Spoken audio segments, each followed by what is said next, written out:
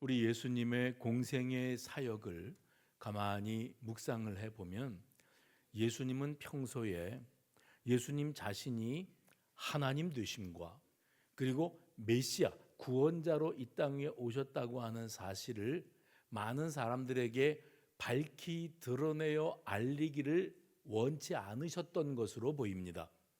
예수님께서 이적을 행하실 때 예수님이 행하신 그 초자연적인 역사들이 많은 사람들에게 놀라움을 금치 못하는 일이 되었고 그 일들이 널리 소문이 퍼져 나갔습니다. 그래서 예수님의 그 이적을 행하시는 사역으로 많은 사람들이 예수님을 주목할 수밖에 없게 되었을 때 예수님은 제자들에게 그리고 예수님을 따르는 무리들에게 이 일을 사람들에게 소문내지 말라고 알리지 말라고 당부하신 일이 있었습니다. 심지어는 너무나 놀라운 이적을 행하셔서 흥분을 감추지 못하는 군중들이 예수님을 자기들의 왕으로 추대하고자 하는 이런 흥분된 상황도 연출된 적이 있었습니다. 그때에는 예수님께서 황급히 그 자리를 피하시는 모습까지 보여주셨던 기록이 성경에 등장하고 있습니다. 그런데 오늘 우리가 읽은 이 본문의 내용, 다시 말하면 예수님께서 이제 예루살렘 성에 입성하시고 이 한 주간을 거기 거하시면서 체포당하시고 고초를 겪으시고 십자가에 달려 죽으시는 이 일련의 과정들을 코앞에 두시고 종려나무까지 흔들며 호산나 다윗의 자손이여 하고 외쳐 찬양하고 있는 이 사람들 앞에 예수님 자신의 모습을 드러내 보이실 때에는 이제까지 예수님이 보이셨던 모습과는 사뭇 다른 모습의 예수님을 발견할 수밖에 없게 만드셨습니다. 지금까지는 공개된 자리에서 사람들이 우리의 왕으로 세워야 된다 하거나 이런 이적을 행하시는 분은 하나님이 주신 능력이 아니고서는 어떻게 하겠느냐 하면서 사람들이 흥분할 때에 그 모든 흥분된 감정들을 가라앉히시는데 치중했던 예수님이셨습니다. 예루살렘 성에 낙이 타고 입성하실 때에는 사람들이 한눈에 예수님을 알아봅니다. 너무 유명하신 분이거든요.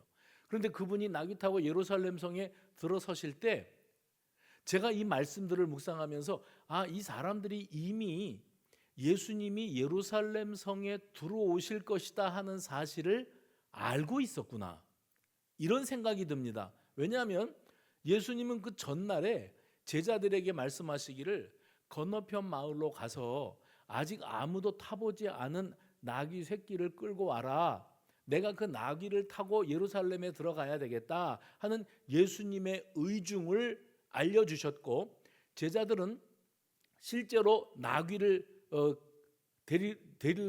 데리고 오기 위해서 건너편 마을로 갔고, 예수님이 미리 말씀하셨던 것처럼 사람들이 왜 남의 나귀를 끌고 가려고 하느냐 했을 때 예수님께서 시키신 말씀 그대로 했습니다. 주께서 쓰시겠단다. 그러면 그들이 아무 말 없이 풀어줄 거라고 했는데 실제로 그들이 왜 나귀를 끌고 가려고 하느냐, 이건 내 건데, 주인이 있는 건데 주님께서 쓰시겠단다, 예수님께서 필요하시단다 했을 때 그들이 넘겨주었다 했죠.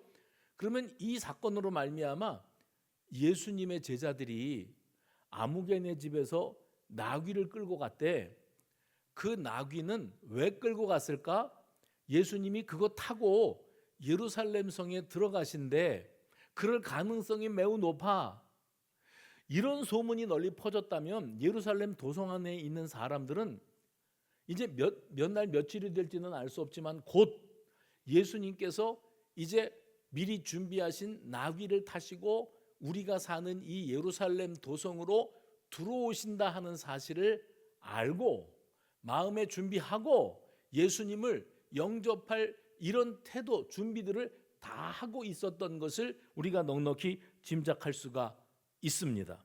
그렇다면 예수님은 이제껏 조용히 소문내지 마라 하면서 조용히 이적도 행하시고 말씀도 전파하셨는데 갑자기 그 마음을 바꾸셔서 이제는 널리 소문이 날 수밖에 없게끔 나귀 하나 준비하라고 말씀도 하시고 예수님이 그거 타고 예루살렘에 들어가실 수밖에 없는 상황들을 보여주시는 거예요. 그러면 사람들이 예수님을 영접하게 되어진다면 넉넉히 미리 예단을 하셨어야 됩니다.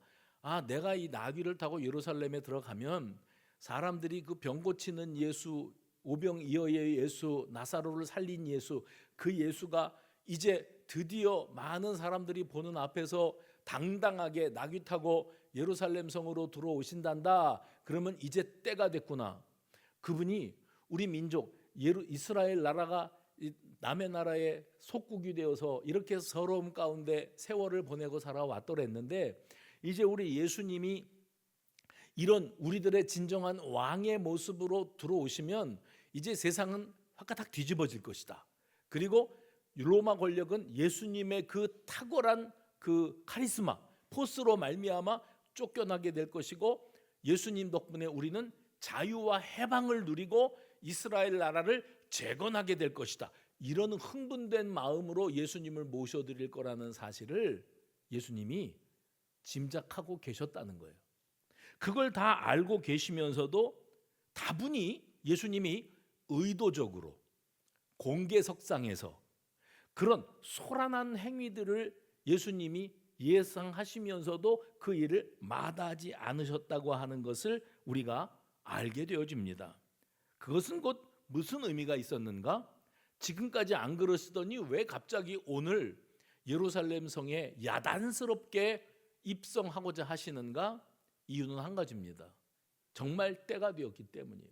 이스라엘 백성들이 원하는 때는 자기들의 해방의 날이었겠지만 예수님이 알고 계시는 지금 이때 내가 더 이상 숨어 다니면서 사람들에게 소문내지 말라고 하면서 이런 역사와 능력을 행하는 것이 이제는 여기까지다. 이제는 때가 됐다. 내가 사람들 앞에 드러내요. 내가 하나님이요. 내가 구약에 나오는 많은 선지자들이 예언했던 바로 그 구원자 메시아다 하는 사실을 이 수많은 사람들 앞에 밝히 드러내어 알릴 필요가 있다고 예수님이 판단하셨다는 겁니다. 그래서 지금 나귀 타고 예루살렘에 입성하시는 예수님의 모습은 예수님의 공생의 사역 가운데의 클라이막스예요. 뭐라고요? 클라이막스. 이제까지 살아왔던 33년의 인생 가운데 이 마지막 한 주간 십자가에 달려 죽으시고 부활하시는 역사를 이루시지 않습니까? 이 마지막 이 종려주일 예루살렘 성에 입성함으로 시작되어지는 이 한 주간이 예수님의 인류 구원 사역의 절정이라는 겁니다. 이제부터 일어날 일들 있지 않습니까? 예루살렘에 들어가셔서 예수님이 하실 일들은 더 이상 숨겨질 필요가 없어요. 사람들에게 어떤 기대감을 심어주든지 그건 그 사람들 입장이고 예수님은 이 많은 사람들 앞에서 내가 구약 성경에 예언되어 있던 바로 그 선지자들이 예언했던 메시아, 내가 그 메시아로 이 땅에 왔고 너희의 영혼을 살리고 너희를 죄악의 사슬에서 해방시켜주기 위한 진정한 구원자로 내가 너희들 가운데 있다 하는 사실을 숨길 필요 없이 명백하게 많은 사람들 앞에 공개하실 필요가 있었다는 겁니다. 실제 예수님은 이제는 때가 되었다 아셨기에 그렇게 행동하셨고 예수님이 그렇게 행동하시는 것으로 말미암아 이스라엘 백성들은 예상했던 대로 대단히 흥분된 마음으로 이제는 우리 자유 해방의 날 국가 독립의 날이 찾아오는구나 하고 이 소란된 모습들이 나타날 수밖에 없었다는 겁니다. 여러분 구약 성경의 출애굽기에 보면 이스라엘 백성들이 애굽 나라에서 430년 동안 참 억압 가운데 살았더랬습니다. 그 사연은 이미 알고 계시는 것처럼 그 야곱의 12아들들이 먼저 와서 총리 대신이 되어 있는 요셉의 도움을 받아서 이제 생존의 길, 먹고 살기 위해 애굽 나라로 집단 이주하는 것으로 시작되었습니다. 그때 이주해 온 사람들 다 헤아려 봐야 70명, 부족 국가 단위입니다. 족장된 야곱이 자기 아들들과 며느리들과 식소들을 이끌고 이집트, 애굽으로 이주한 겁니다. 그게 시작이었습니다. 자그마치 430년이 흐르면서 이스라엘 백성들이 급성장을 하는데 다른 성장이 아니라 인구가 늘어나는 거예요. 그 인구가 얼마나 놀라운 속도로 늘어나는지 애굽 나라의 파라오가 이 일로 말미암아 위기를 느꼈다 그러지 않습니까? 그래서 더욱더 이스라엘 백성들에게 고초를 안기고 그들이 더 이상 번성해서 우리의 위협거리가 되지 못하게 하고자 했던 사건들이 이 출애굽기 전에 나오는 거예요.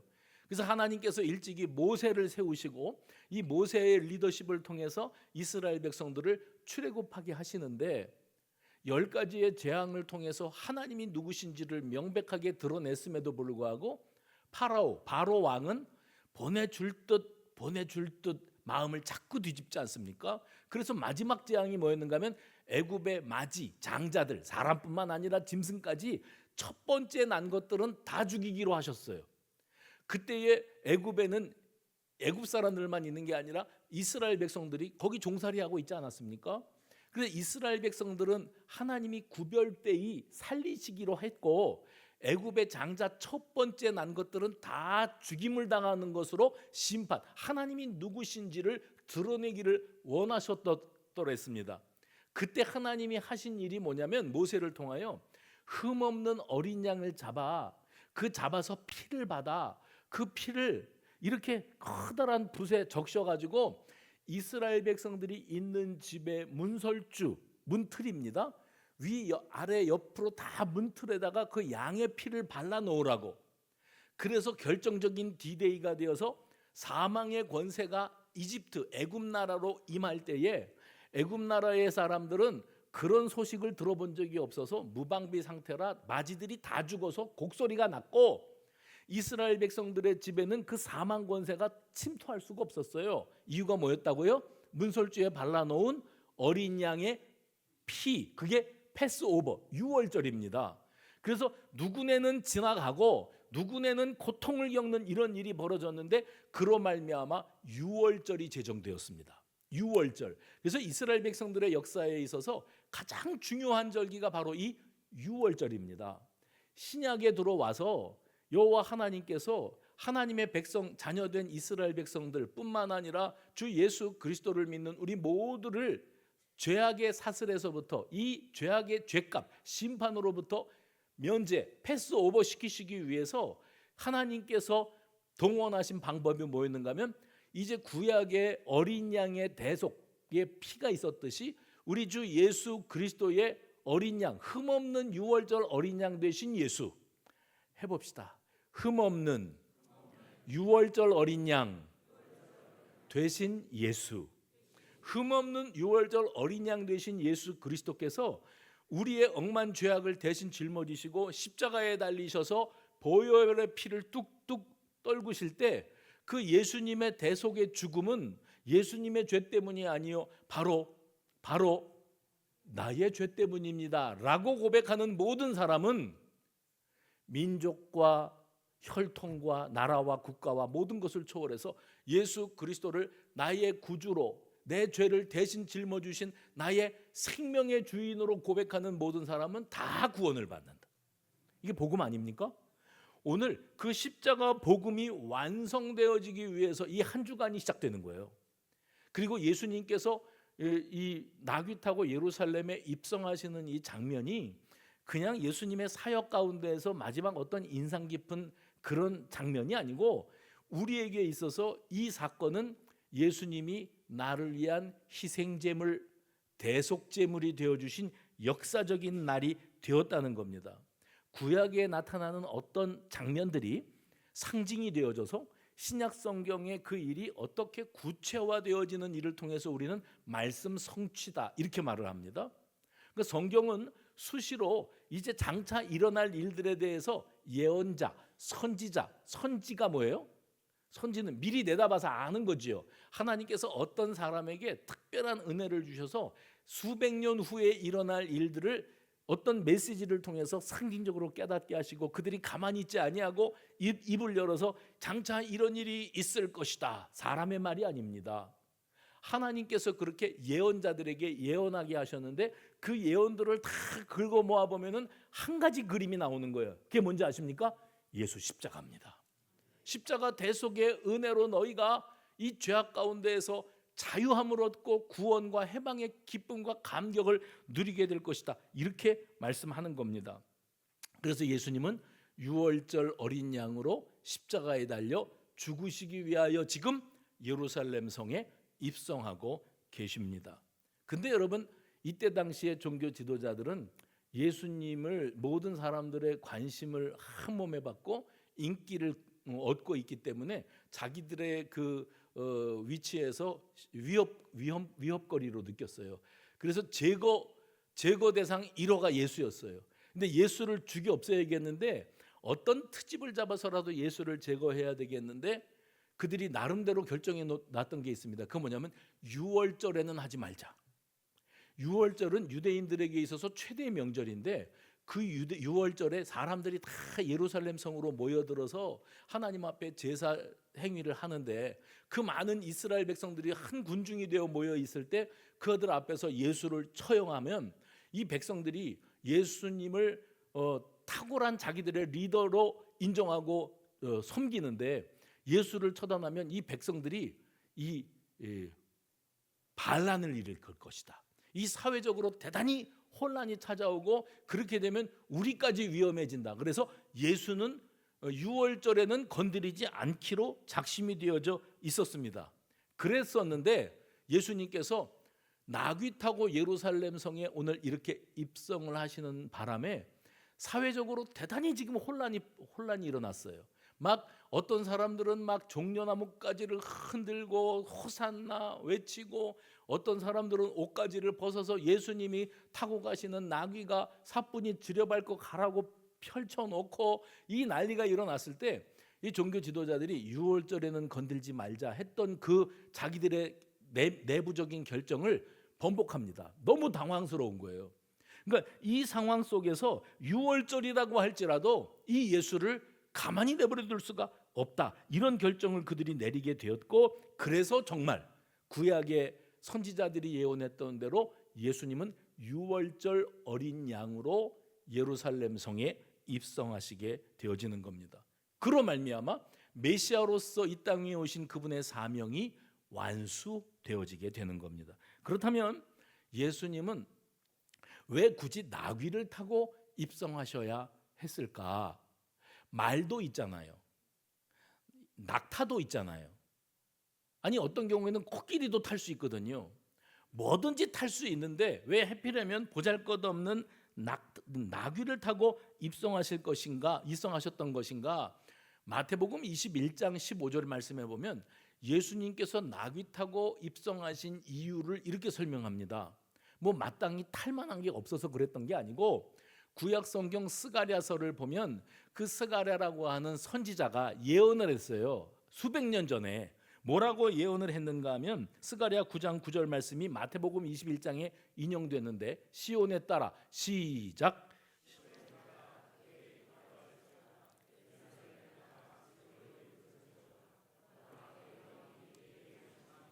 그는 공의로우시며 구원을 베푸시며 겸손하여서 나귀를 타시나니 나귀의 작은 것 곧 나귀 새끼니라. 장차 우리의 구원자이신 그분이 우리 앞에 나타나실 것인데 그분이 그분인지를 너희가 알아볼 수 있는 중요한 단서를 알려줄게. 그건 뭐냐면 그분이 이분이 메시아구나 하는 것을 알아보려면 그분이 새끼 나귀를 타고 예루살렘 성에 들어오시는 모습을 보거든 예전에 하나님께서 선지자들을 통하여 우리에게 알려주셨던 그 예언이 오늘 이렇게 성취되는구나. 그러면 그 나귀에 앉아 계시는 그분이 메시아라는 거예요. 우리의 구원자요, 우리의 하나님이라는 거예요. 이 사실을 알아볼 수 있도록 정말 예수님은 나귀를 타고 예루살렘 성에 입성하신 것이다. 아까 그렇게 말씀드렸죠. 그동안에는 내가 이적을 행했다고 말하지 마라. 그리고 진정시키고 자기를 왕으로 추앙하려고 하는 사람들에게서 피신하시고 이랬던 예수님이 그때의 그런 모습과는 사뭇 다르게 이제는 공개석상에 야단스럽고 요란한 가운데 예수님이 나귀 타고 공개적으로 예루살렘에 들어서시는 모습을 보이셨다. 이거 참 이상하지 않는가? 제가 그렇게 답을 드렸어요. 때가 되었기 때문이었다. 예수님의 공생의 사역의 클라이막스, 절정이 그 한 주간 십자가 고난과 십자가 대속의 죽음과 부활로 이루어지고 완성되어야 되기 때문에 이제는 더 이상 숨길 필요가 없어서 예수님께서 오늘 그렇게 입성하셨고, 그 모습은 이미 수백 년 전에 스가랴라고 하는 선지자가 자기가 이 예언서를 쓰면서 미리 말했던 바로 그 장면이었습니다. 근데 사람들은 뭘 기대했는가 하면 우리의 구원자로 오시는 그분은 그 소위 말하는 그 포스 있잖아요. 포스. 그리고 카리스마 있지 않습니까? 뭔가 우리 민족을 해방시켜 주실 만한 그런 탁월한 리더라면 장군 중에 장군이요 왕 중에 왕처럼 누가 봐도 허우대도 멀쩡하고 용기 백배하고 그리고 다 사람들을 이끌고 나갈 수 있을 만한 탁월한 뭔가 남다른 면모가 있어야 된다고 그들은 여기고 있었습니다. 근데 자기들의 그 기대치와는 다르게 예수님이 나귀 타고 들어오시는 거예요. 아니 말만 탔어도 괜찮았겠어요. 말. 아니면 뭐 낙타라도 타고 들어오셨으면은 그냥 좀 그나마 봐줄 만하겠는데, 이 나귀를 타고 들어오시는 이 모습을 보면서 혹 그 가운데에서 예수님을 환영하는 군중들 가운데 에이 이게 뭐야 실망이네. 아니 그렇게 타고 올 게 없었어. 나귀를 타고 오시면 이게 모양이 빠지잖아. 그 나귀도 새끼 나귀는 해도 너무했네. 이런 마음을 갖는 사람들이 분명히 있을 법한 일이었습니다. 왜냐하면 그때 당시에 이렇게 예루살렘으로 입성하는 이런 일들을 있었고 사람들이 그 사람을 환영하는 장면들이 예수님뿐만 아니라 그 전에도 있었던 거예요. 왕으로 등극한 이가 왕이 되어서 퍼레이드를 벌이는 겁니다. 전쟁에 나갔던 어떤 장군이 승리를 쟁취해서 그래서 퍼레이드를 하는 겁니다. 예전에는 그런 거 있었거든요. 뭐 금메달 따고 왔다 그러면 김포공항에서부터 시청함까지 사람들이 학생들이 우리 수업도 못 하고 태극기 들고 길바닥에 나가가지고 휙 지나갈 건데 거기서 이러고 있다가 들어가고 이런 거 우리 했었어요. 과거에 군인들이 대통령 할 때 그런 거 우리 했었거든요. 근데 예수님이 예루살렘 성에 입성하실 때 많은 사람들이 그 모습을 바라보면서 환영하는데 자기들의 기대에는 못 미쳤지만 그는 왕이 되셔야 되고 우리를 구원해 주셔야만 하고, 그래서 절박했던 그들은 어찌 되었든 모양이 빠지든 카리스마가 없어 보이든 그분을 그렇게 환영하고 있었습니다. 그런데 예수님은 정작 멋있게 들어오지를 않으시고 오히려 초라하게. 근데 성경은 그것을 뭐라고 표현하는가 하면 나귀를 타시는데 그 나귀를 타신 이유는 겸손하여서 나귀를 타시나니. 해봅시다. 겸손하여서 나귀를 타시나니. 이게 스가랴 선지자가 예언했던 예언이거든요. 그러면 후대에 예루살렘에 입성하시는 예수님이 이건 백마라도 좀 타고 멋들어지게 좀 들어오시지 모양 빠지게 왜 나귀 타고 오시느냐. 그러면 선지자가 얘기해주고 싶은 거예요.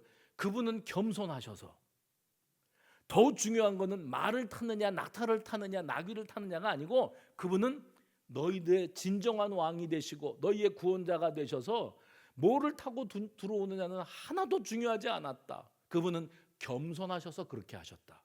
사무엘하 16장 말씀에 보면 다윗이요 자기가 아끼던 아들 압살롬에게 배반을 당합니다. 아들이 아버지 등에 칼을 꽂아요.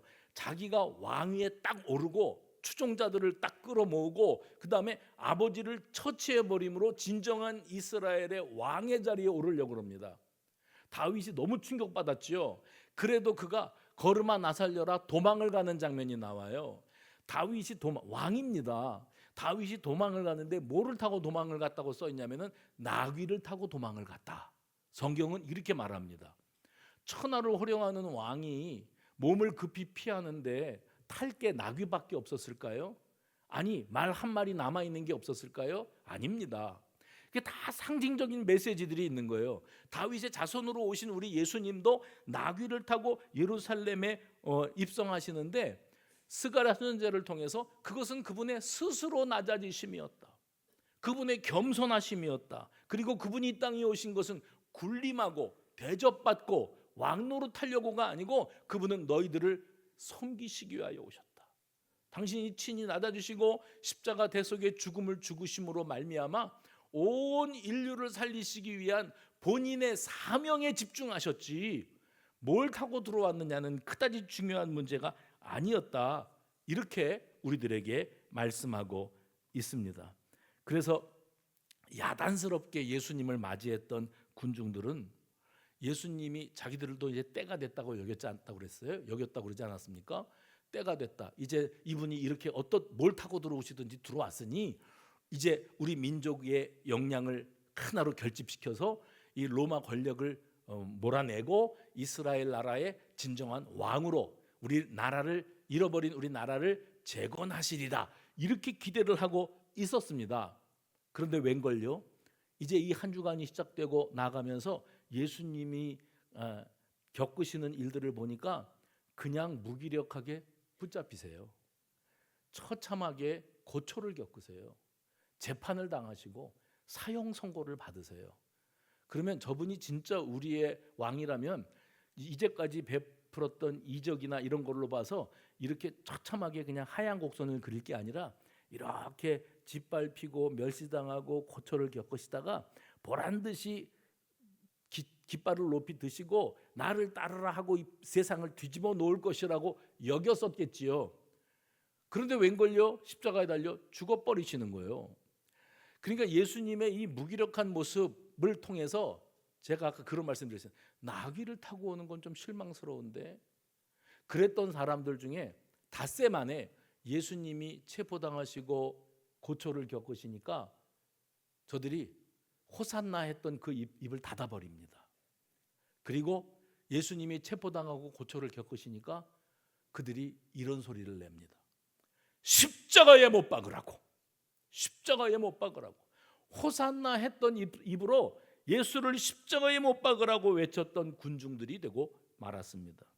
그러면 오늘날 우리가 예수님을 영접하고 예수님을 바라볼 때 우리가 바라보는 예수는 어떤 예수입니까? 내 때에 맞춰서 내가 원하는 방식대로 응답하시고 역사하시는 참 나의 구원자, 내게 실망 안 안겨주시는 그런 예수. 교회 안에 많은 성도들이 1차원적인 신앙생활들을 하고 있습니다. 그건 뭐냐면 내가 배가 고플 때 오병이어의 예수는 어디가 있었어? 내가 병들었을 때 치유하시는 예수는 어디 있었어? 우리 부모님 돌아가실 때 죽은 자 살리시는 예수님은 어디서 뭐하고 있었어? 그러니까 내 입맛에 딱딱 맞춰달라는 거예요. 제가 가끔 표현하는 그 방식이 뭐냐면 요즘에는 자판기에서 커피 뽑으려면 동전을 얼마를 넣어야 돼요? 제가 알고 있는 제 경험으로 최근의 경험은 한 15년, 20년 된 것 같은데 300원 들어갔어요. 300원.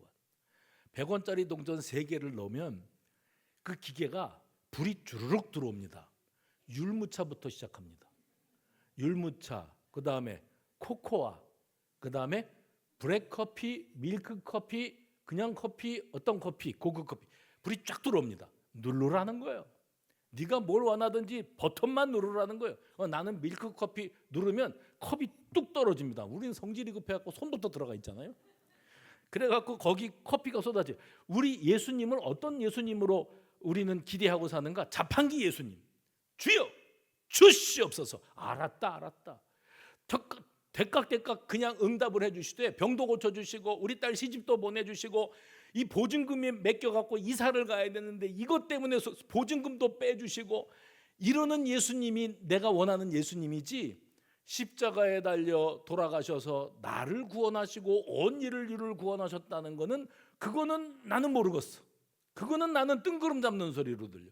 내가 지금 급한 예수는 이런 예수야. 그래서 그들은 자기들의 때에 맞춰서 예수가 나귀 타고 예루살렘에 입성해도 예수만 바라보고 그가 놀라운 슈퍼파워, 놀라운 카리스마, 그 포스를 앞세워서 뭔가 세상을 뒤집어 놓는 역사를 이룰 거라고 기대했던 겁니다. 근데 막상 예수님은요, 그들이 기대하는 그 기대치에 부응해 주려고 오신 게 아니었어요. 우리 예수님은 너희들의 근본 문제가 뭐냐?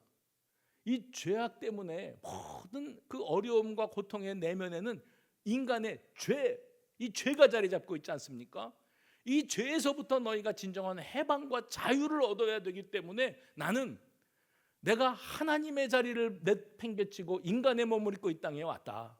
너희들과 함께 호흡하면서 33년을 살았다. 특별히 이 마지막 3년 동안은 내가 너희들에게 얼마나 많은 것을 가르쳐 주었느냐, 얼마나 많은 당부를 했느냐. 이제 일주일 남았다. 닷새 남았다. 내가 이제 나귀 타고 예루살렘 성에 입성하면 너희는 내가 너희들을 구원할 거라고, 민족을 해방시킬 거라고 야단 법석에 얘기했지만, 그래, 그러든지 말든지 나는 내 길을 간다. 그 길은 어떤 길이에요? 병 고치는 길입니까? 오병이어를 일으키는 일입니까? 죽은 자를 살리는 길입니까? 아니요. 예수님이 가시는 길은 하나님의 일, 인류 구원의 길을 묵묵히 걸어 가시는 겁니다. 바로 이 일로 말미암아 우리 예수님께서 인류 구원의 역사를 완성하신 겁니다. 저는요, 오늘 본문의 말씀을 묵상하면서 예수님이 예루살렘에 입성하시는 장면을 바라본 많은 사람들, 군중들이 있잖아요. 그들 가운데 혹 이 사람은 없었을까? 여리고에서 소경 바디메오가 눈뜨는 기적을 목격했던 사람, 혹시 그 자리에는 죽은 나사로가 살아나는 장면을 옆에서 생생하게 목격했던 사람은 없었을까? 그들이 예루살렘으로 먼저 달려와서 예수가 죽은 자를 살렸다고, 예수가 소경을 눈뜨게 했다고 널리 전파함으로 말미암아 그 소식이 예루살렘 사람들을 더욱 기대가 높아지고 흥분의 도가니에 빠지게 했던 것은 아닐까? 그래서 그들의 환호성의 소리는 이겁니다. 앞서가고 뒤에서 따르는 자들이 소리 지르되 호산나 찬송하리로다. 주의 이름으로 오시는 이여 찬송하리로다. 오는 우리 조상 다윗의 나라여 가장 높은 곳에서 호산나. 그건 뭘 뜻하지요? 다윗의 나라. 다윗이 세웠던 이스라엘 나라를 재건하기 위하여 오시는 분이라고 외치면서 우리를 구원하옵소서 노래했어요. 그러니까 예수님을 왕으로 모셔드리는 사람들의 기쁨의 외침의 소리였습니다.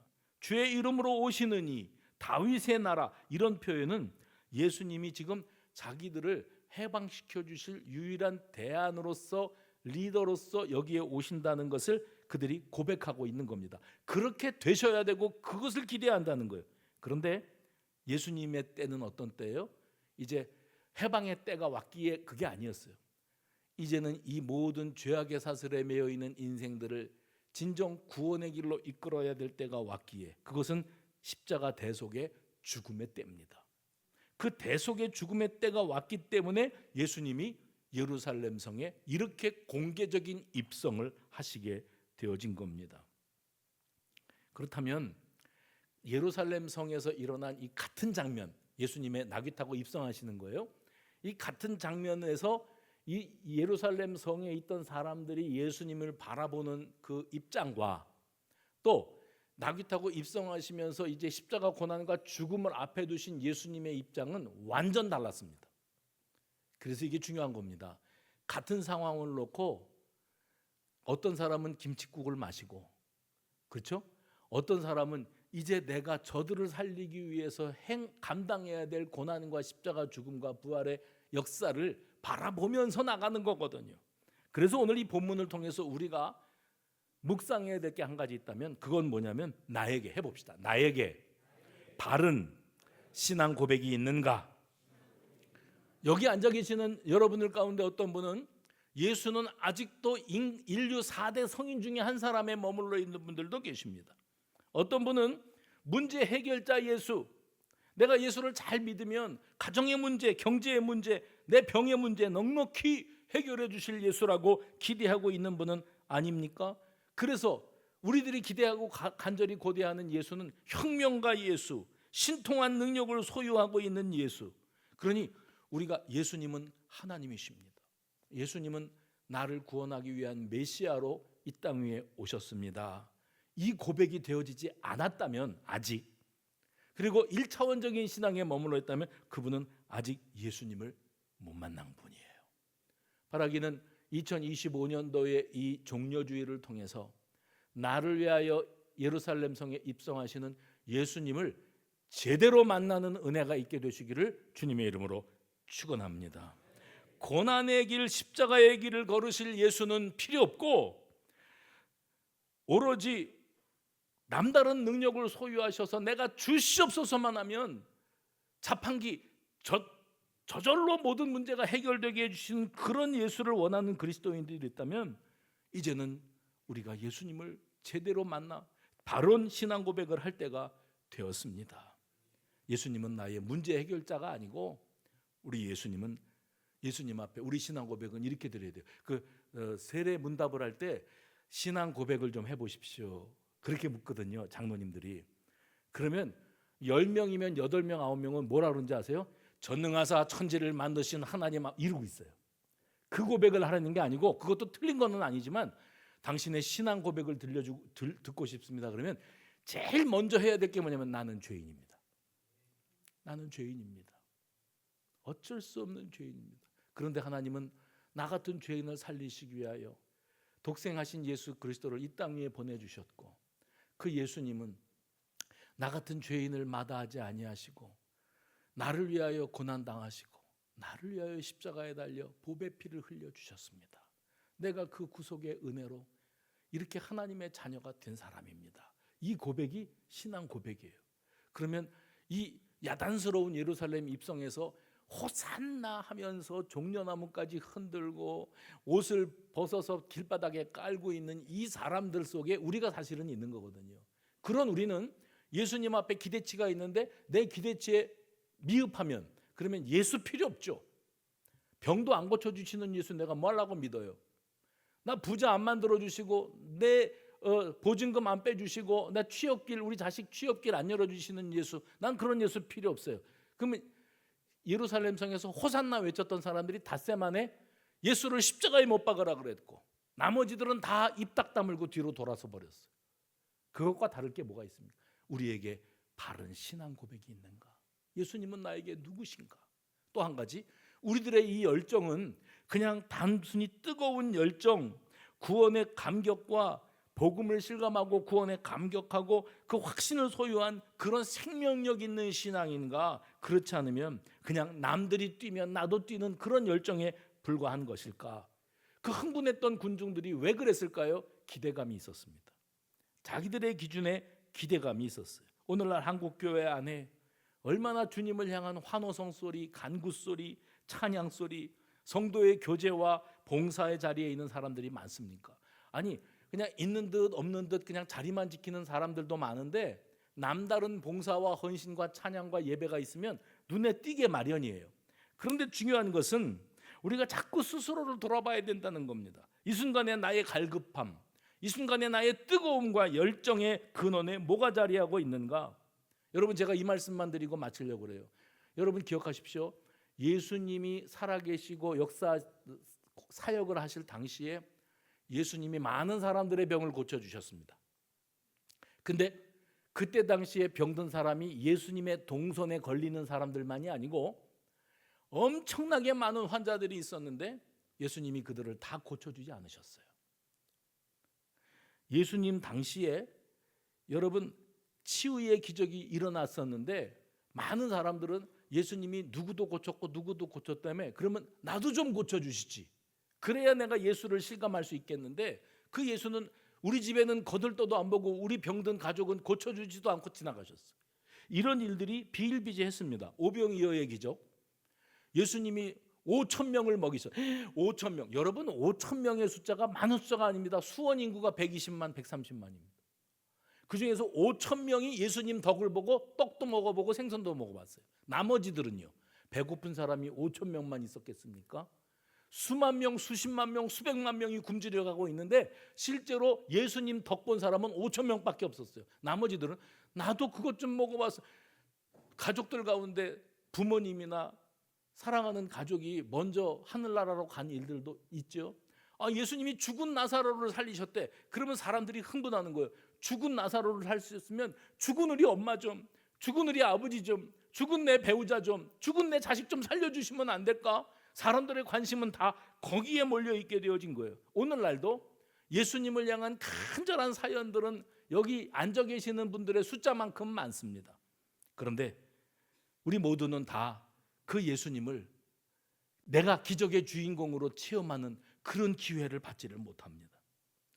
다른 사람은 몰라도 내 병은 고쳐주고 다른 사람은 몰라도 이 문제는 해결해 주기를 그렇게 원했지만 예수님은 우리에게 그렇게 친절하게 다가와 주지를 않으셨어요.